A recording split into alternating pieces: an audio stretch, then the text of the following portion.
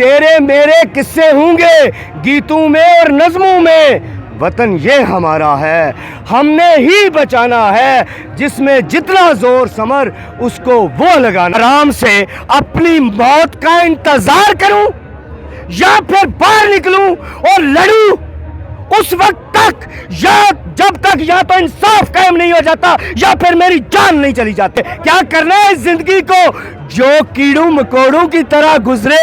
اب زندگی ہوگی تو عدل کے ساتھ، انصاف کے ساتھ۔ زمان پارک میں ہمارے ساتھ پی ٹی آئی کے ایک شاعر موجود ہیں جو کہ زمانہ مشرف سے پی ٹی آئی کے لیے ترانے لکھ رہے ہیں۔ آئین چلتے ہیں ان کی جانب، ان کا کیا خیالات ہیں اور یہاں کیا کرنے آئے ہیں؟ السلام علیکم سر۔ وعلیکم السلام جی، سمر اقبال نام ہے میرا، جی۔ ٹھیک ہے، اور میں یہاں پہ صرف انصاف کے لیے آتا ہوں۔ میں صرف انصاف کے لیے عمران خان کو سپورٹ کرتا ہوں، کیونکہ اور تو مجھے کوئی نظر ہی نہیں آتا۔ یہاں سے سیکیورٹی کو ہٹا دیا گیا ہے، سیکیورٹی نصف سے بھی کم ہو چکی ہے، آپ لوگ کیسے خان کا دفاع کرو گے؟ آج وہ ایک شاعر کا شعر مجھے کسی اور کا یاد آ رہا ہے، علامہ اقبال کا، فانوس بن کر جس کی حفاظت ہوا کرے، وہ شمع کب بجھے جسے روشن خدا کرے۔ ایسے کچھ نہیں ہونے والا، سیکورٹیاں ہٹائیں، جو مرضی، جتنے ان کے پاس اوچھت کنڈے ہیں نا، جو کر سکتے ہیں، کیوں کہ یہ انہوں نے پاکستان کو بنانا ریپبلک بنا دیا ہے، ٹھیک ہے، یہ ملک تو رہا ہی نہیں۔ یا آئین نام کی کوئی چیز کہیں پہ ہے تو مجھے آپ دکھا دیں، مجھے تو نظر نہیں آتی، قانون کوئی ہے ہی نہیں، ٹھیک ہے۔ اور یہ مطلب کہ اب ایسے ماحول میں ان لوگوں سے آپ کیا توقع، کیا رسپیکٹ کر سکتے ہیں؟ جو کہ آپ مجھے بتائیں، عمران خان کے قتل کا منصوبہ بنایا گیا اور وہ لیک ہو گیا اور خان صاحب تک خبر پہنچ گئی، اس کا مطلب کیا ہے؟ اچھا، عرصہ دراز سے آپ پی ٹی آئی کے لیے ترانہ لکھ رہے ہیں، کیا آپ کا ترانہ کوئی خان صاحب تک بھی پہنچا ہے؟ جی الحمدللہ، خان صاحب مجھے میرے نام سے جانتے ہیں، ٹھیک ہے۔ میرا اس دور میں، مشرف دور میں، جب چند لوگ ہوا کرتے تھے خان صاحب کے ساتھ، میں اس وقت سے خان صاحب کا سپورٹر ہوں۔ اس وقت میرا ترانہ تھا، جاگو جاگو ہوش میں آؤ، مل کر پاکستان بچاؤ، اپنے وطن کی، پیارے وطن کی دھرتی کو خوشحال بناؤ، ٹھیک ہے۔ اور خان صاحب میری ضمانت تک کروا چکے ہیں۔ اس وقت ایک ایسے ہی ریلی میں مجھے اٹھا لیا گیا تھا، تو وہ کوئی مطلب ایسا ایشو نہیں ہے کہ مجھے وہ الحمدللہ جانتے ہیں۔ اگر موجودہ طور پہ آپ کوئی ان کے لیے جو آپ نے ترانہ لکھا جو سنانا چاہیں؟ جی، میں نے آج جو میں نظم آپ کی نظر کرتا ہوں، بلکہ پوری قوم کے نوجوانوں کی نظر کرتا ہوں۔ اٹھو دیکھو وطن کو آج ہم سب کی ضرورت ہے، لگا دو سب کچھ داؤ پر کہ منزل خوبصورت ہے، دکھا دو اپنے دشمن کو ہم میں جنون کتنا ہے، بہا دو اپنی مٹی پر رگوں میں خون جتنا ہے۔ آج جو بھی روٹھے ہیں جلدی مان جائیں گے، امپورٹڈ وہ حکومت کا کب تک بوجھ اٹھائیں گے، کب تک وہ بھی دیکھیں گے میری خستہ حالی کو، پنپتی غنڈہ گردی کو، انسانیت کی پامالی کو۔ آج بھی ہمارا ہے، ہمارا ہی تو کل ہوگا، ہر مشکل کا اپنے پاس بڑا آسان حل ہوگا، بس ارادہ کرنا ہے اور منزل ہوگی قدموں میں۔ تیرے میرے قصے ہوں گے گیتوں میں اور نظموں میں، وطن یہ ہمارا ہے، ہم نے ہی بچانا ہے، جس میں جتنا زور ثمر اس کو وہ لگانا ہے۔ آخر میں ان سب لوگوں کو، آپ تو پی ڈی ایم کی بات کرتے ہیں، میں ان کو کسی کاغذ میں گنتا ہی نہیں۔ یہ ہے کیا؟ ان کی مثال وہ ہے کیا پدی کا شوربہ۔ ان کے ساتھ جو ان کے پیچھے ہیں، جو ان کو ہلا شیری دے رہے ہیں، پنجابی میں کہتے ہیں، جو جنہوں نے اٹھایا ہوا ہے، جن کی سپورٹ پر یہ کھڑے ہیں، میں ان سے ان کو یہ پیغام دینا چاہتا ہوں۔ ایک بات بس یاد رکھو میری، اگر میں ہارا تب بھی پاکستان ہارا، اگر تم ہارے تب بھی پاکستان ہارا، یہ ہار جیت کا کھیل جانے دو، اب بات اس سے آگے نہ بڑھاؤ۔ میں یہ سمجھ نہیں آتی تم کس سکول سے فارغ ہوئے ہو، کس سکول سے تعلیم تم نے حاصل کی، جس سکول میں تمہیں یہی نہیں سمجھایا گیا کہ معیشت، کرپشن اور انصاف، یہ تینوں چیزیں ایک دوسرے سے جڑی ہوتی ہے۔ مجھے بتائیں دنیا میں کوئی قوم جس نے ترقی کی ہو نا انصافی کے ساتھ، ظلم کے ساتھ، زیادتی کے ساتھ، کرپشن کے ساتھ ہمیشہ انصاف کے ساتھ قومیں ترقی کرتے ہیں. اور آپ یہ کہتے ہیں نا کہ ہم خان کے ساتھ کیوں کھڑے ہیں, اور یہ یار ہم چلے جاتے ہیں, ہمیں انصاف دے دو. اچھا یہ بتائیے, آمدنی 98 خرچہ روپیہ, اوپر سے آج پیٹرول کا بم گرا, یہاں پہ ایک میلے کا سماں ہے, تو لوگ کس طرح افورڈ کریں گے؟ بھائی بات یہ ہے, جو آپ یہ کہنا چاہ رہے ہیں نا, ابھی لوگوں کو پتہ ہی نہیں کہ ان کے اوپر تلوار کیا چل گئی.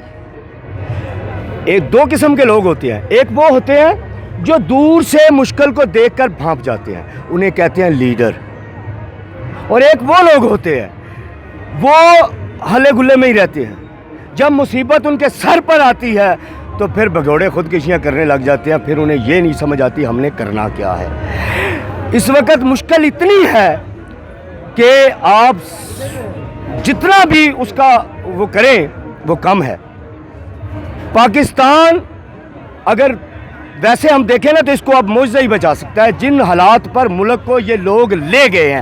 اور یہ نہیں, یہ پی ڈی ایم نہیں, یہ تجربے کرنے والے لوگ لے گئے ہیں. میں ماضی آپ کے سامنے کھول کے رکھتا ہوں, کبھی نواز شریف کی حکومت گرائی گئی, کبھی بینظیر کی حکومت گرائی گئی, اس نام کے ساتھ, اس نعرے کے ساتھ کہ مہنگائی ہو گئی ہے. اور جب بھی دوسری حکومت آئی مہنگائی 2 گنا ہو گئی, اس سے ڈبل ہو گئی. اٹھائیں اپنے ماضی کو اور دیکھیں, اور یہ تجربے کرنے والے ہمیں کہاں لے کر جانا چاہتے ہیں. آخر آپ یہاں پر کب تک موجود ہیں؟ پیچھے آپ کے گھر بھی ہے, فیملی بھی ہیں, بچے بھی ہیں, روزگار معاش بھی ہے, اوپر سے اتنی مہنگائی, یہاں پر بھی رہ کے ٹھنڈ میں آپ نے اپنا خرچہ کرنا ہے, گھر چلانا ہے, سب کو کس طرح مینج کریں گے؟ مجھے آپ یہ بتائیں, کیا میں گھر میں بیٹھ کر آرام سے اپنی موت کا انتظار کروں, یا پھر باہر نکلوں اور لڑوں اس وقت تک, یا جب تک یا تو انصاف قائم نہیں ہو جاتا یا پھر میری جان نہیں چلی جاتی. یہ ہے وقت. آج وقت کا تعین. اسلام کا ایک جہاد کے نام سے کفار پتہ کیوں کامتے ہیں؟ جہاد کا مطلب کیا ہوتا ہے؟ جہاد کا مطلب ہوتا ہے اللہ کی خوشنودی کے لیے لڑنا, اور اس میں کوئی منزل نہیں ہوتی. جب آپ منزل کا تعین کرتے ہیں تب تھکتے ہیں, ہم تھکنے والے نہیں ہیں. کیوں؟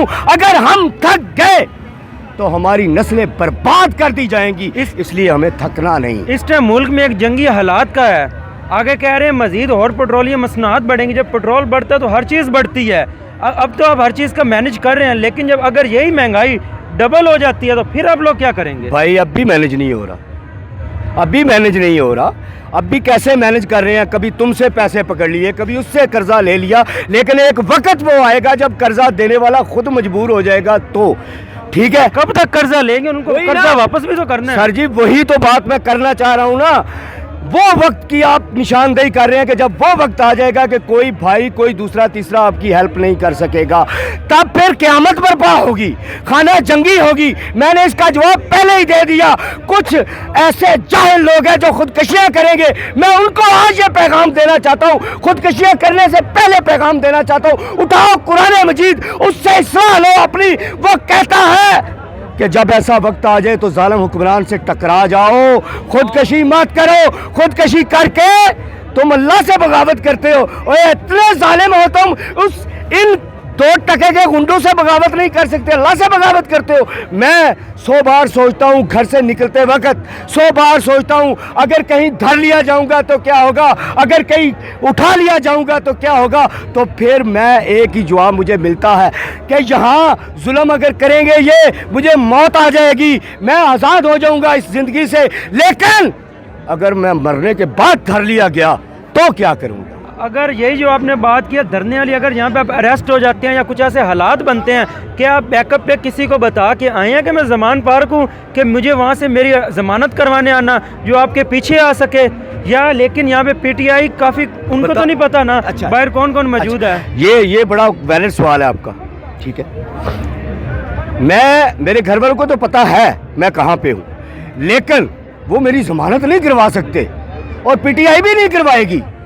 میں نے تو اپنا معاملہ اللہ پر چھوڑا ہوا ہے. کیوں کہ مجھے نہ تو میں نے ایم پی اے بننا ہے, نہ میں نے منسٹر بننا ہے, میں تو عدل کے لیے کھڑا ہوں. اور اللہ رب العزت کہتا ہے کہ تم ان لوگوں کو قتل کرتے ہو جو تم سے انصاف مانگتے ہیں. تو جب وہ اس طاقت سے کہتا ہے کہ ان کو قتل کرتے ہو جو انصاف مانگتا ہے, تو اس کا مطلب کیا ہوا؟ مجھے پھر اللہ میرا انتظار کرے گا, मुझे इस दुनिया की अब फिक्र नहीं, 45 साल एज हो गई, कल पैदा हुए, अगर आज आप झांक के पीछे देखें ना तो आप कल पैदा हुए, आज 45 साल के हो गए, क्या करना है इस जिंदगी को, जो कीड़ू मकोड़ों की तरह गुजरे। अब जिंदगी होगी तो अदल के साथ, इंसाफ के साथ, वरना इससे ना हो तो बेहतर है। बहुत बहुत शुक्रिया। बड़ी मेहरबानी।